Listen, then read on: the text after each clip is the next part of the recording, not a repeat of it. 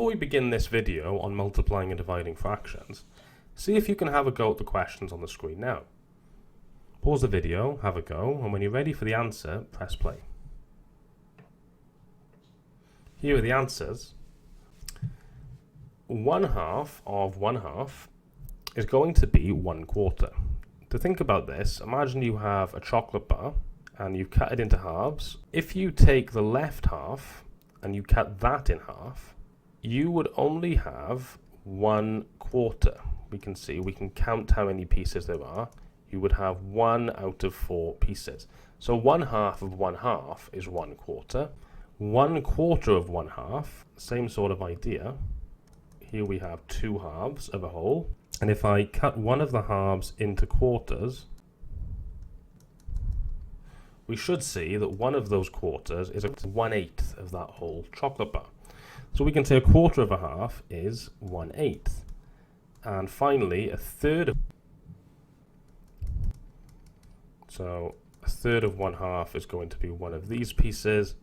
And we can see that we could split the chocolate bar into 6 of them, so we have 1/6. But if we notice this, 1/2 of 1/2, remembering the word of in maths means times, tells us that 1/2 times 1/2 is going to be 1/4. 1/4 of 1/2, again, is going to be 1/4 times a half, and we've worked out that that is 1/8. And 1/3 of 1/2 is 1/3 times 1/2. That's 1/6. We worked that out.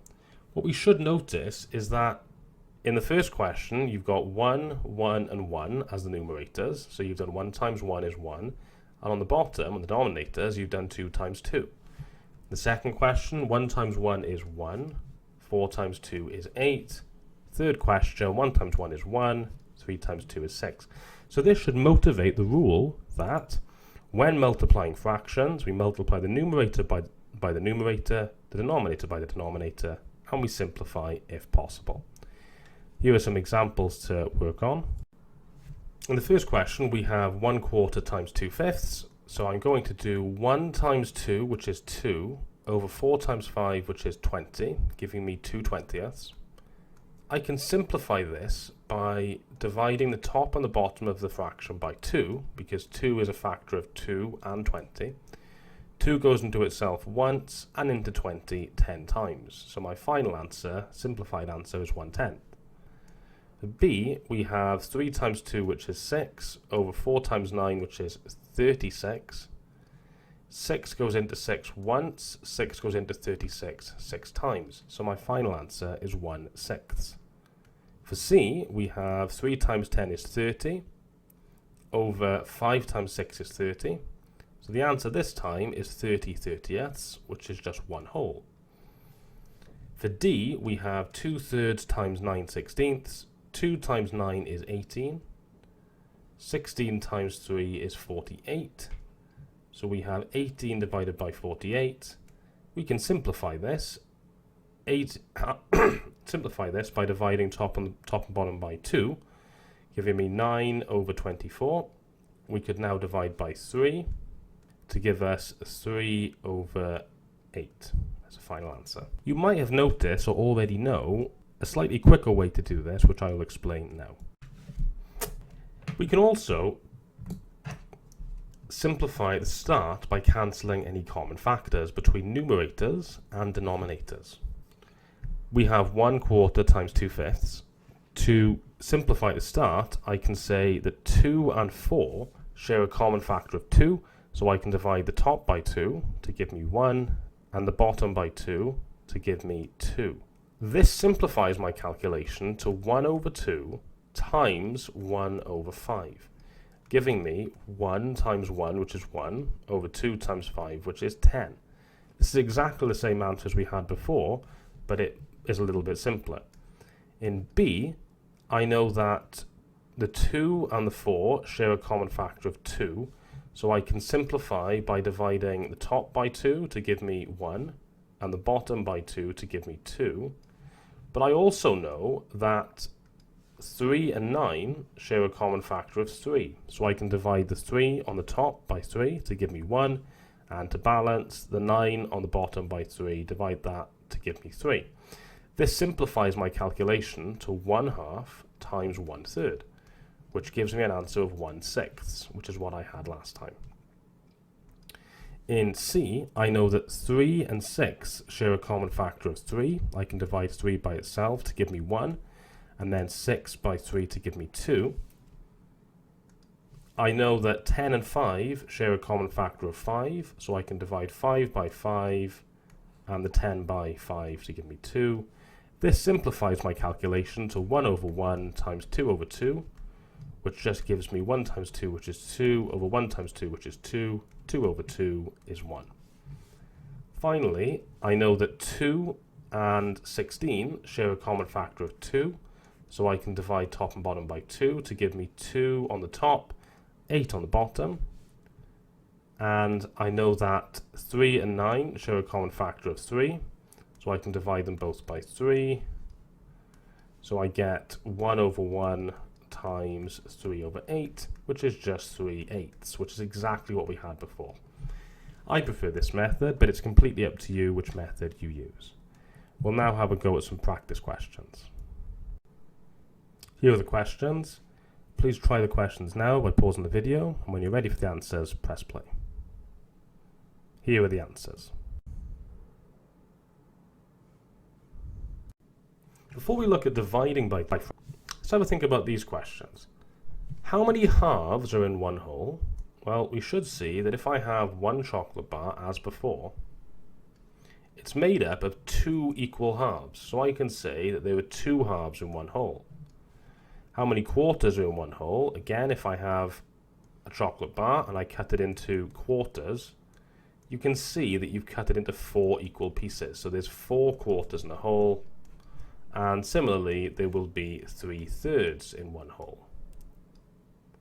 So, working out how many halves are in a whole, which is basically saying what is one whole divided by a half, so 1 divided by a half, that's worked out to be 2. Now remember, 1 is just 1/1. So 1/1 divided by 1/2 is equal to 2, which is the same as 2/1. How many quarters are in a whole? That's like saying, if I have one whole, which is 1/1, and I divide it by a quarter, the answer is 4, which is the same as 4/1. And lastly, I have one whole divided by 1/3, and just by the logic of what we've done before, just now, we know that that is 3, which is 3/1. The point is that it seems that we've flipped this second fraction in order to get the answers. And in fact, this is what we do when we divide by fractions. We say that we keep the first fraction the same, we change the divide into a times, and then we flip the second fraction. It's a lot easier to see when you see it in an example. So let's have a look at some examples now. If, for example, I have 3/4 divided by 1/2, what I would have to do is 3/4, I keep that first fraction the same. I would change the divide into a times, and then I'm going to flip or find the reciprocal of the second fraction, which is 2/1. I just replace the numerator and denominator. I then work this out as before. 3 times 2 is 6, 4 times 1 is 4, which is 6/4, which will simplify to 3/2, which is just 1.5. Basically, we're asking ourselves how many halves are in 3/4. And if we just think about that, you can think about it with equivalent fractions if you like. So if we have one whole cut into quarters, and then if I have an identical whole, so identical, you know, it could be a chocolate bar or something like that.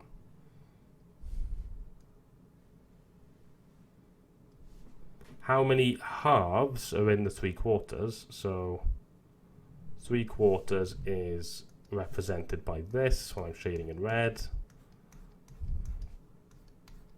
How many halves are in there? Well, I know there's definitely 1/2 here. These match up exactly. But then I can see there's also another 1/2 of a half here. So I can say that in 3/4 there's 1.5 halves. That's why the answer is 1.5. But don't worry if you're not sure about the diagram. As long as you can do the calculation, that is fine. You also might have done the calculation by simplifying, dividing the 2 by itself to get 1, dividing the 4 by 2 to get 2. 3 times 1 is 3, 2 times 1 is 2, giving you 3/2, which is 1.5. Let's have a look at another example quickly. Let's say you wanted to do 2/3 divided by 4/5. What I would need to do is keep the first fraction the same, 2/3, change the divide into a times, and then flip the second fraction to get 5/4. 2 into itself goes once, 2 into 4 goes twice. I've got 1/3 times 5/2, which is just 5/6 as my answer, and that cannot be simplified. Here are some practice questions for you to try. For C and D, make sure to change any mixed numbers into improper fractions before calculating. Here are the answers.